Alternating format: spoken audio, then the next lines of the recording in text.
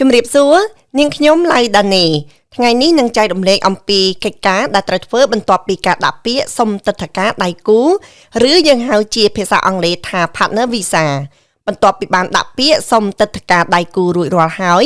មានចំណុចសំខាន់មួយចំនួនដែលអ្នកត្រូវតែបន្តធ្វើវាដើម្បីឲ្យសំណុំរឿងរបស់អ្នកទទួលបានជោគជ័យពីព្រោះក្រសួងអន្តោប្រវេសន៍អាចស្នើសុំឯកសារបន្ថែមពីអ្នកនៅក្នុងអំឡុងពេលនៃការសម្រេចចិត្តរបស់ពួកគេ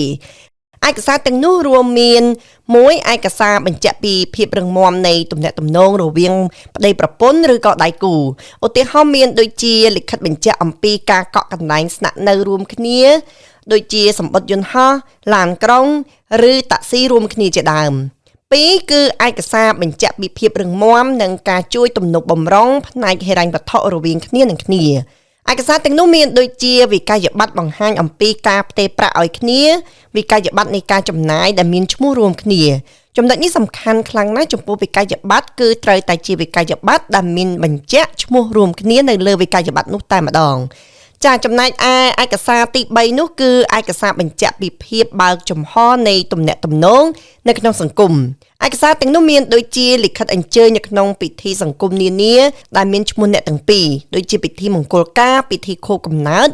ឬក៏ពិធីជួបជុំនានាដែលគេជូនលិខិតអញ្ជើញចាជាការពិតណាស់ឯកសារទាំងនេះអ្នកបានរៀបចំនិងភ្ជាប់ជាមួយសំណុំរឿងរបស់អ្នកម្ដងរួចមកហើយប៉ុន្តែការបន្តរក្សាទុកឯកសារថ្មីគឺមានភាពចាំបាច់ណាស់ពីព្រោះការស្នើសុំឯកសារបន្ថែមរបស់ក្រសួងអន្តោប្រវេសន៍មានពេលវេលាកំណត់ខ្លីដូច្នេះប្រសិនបើអ្នកមិនបានរៀបចំទុកនៅឯកសារទាំងនោះទេអ្នកប្រកាសជាលំបាកនិងមានភាពស្មុគស្មាញជាខ្លាំងមិនត្រឹមតែប៉ុណ្ណោះអ្នកអាចប្រឈមមុខនឹងការខ្វះខាតឯកសារទៀតផងOswai Migration and Education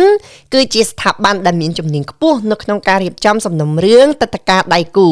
ហើយពួកយើងបានជួយអតិថិជនឲ្យទទួលបានជោគជ័យជាច្រើនករណីមកហើយដូច្នេះប្រសិនបើបងប្អូនមានចម្ងល់សូមតាក់ទងមកយើងតាមព័ត៌មានដែលមាននៅលើអេក្រង់នេះសូមអរគុណសូមជម្រាបលា